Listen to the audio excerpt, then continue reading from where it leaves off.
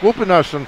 Vēl neviens 5 minūtes nav iedevis nekur, jo tādas noteikuma pārkāpuma sots nav paredzēts. Bet, nu kā mūsu spēlēs skaidriskajā mazākumā, Norvēģija sāk ar dziļu no aizvārtes.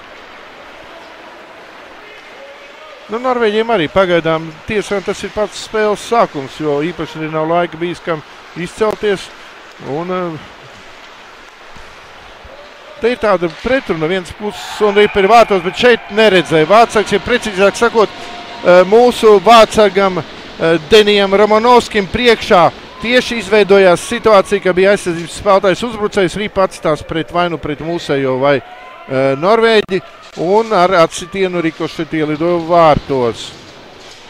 Neveiksmīga pozicionāla izvēle, jo ne šis, ne tas no aizsarga viedokļa. Ne viņš bloķēja metienu, ne arī atsedza skatu vārtsargam, lai redzētu ripu. Šā vai tā.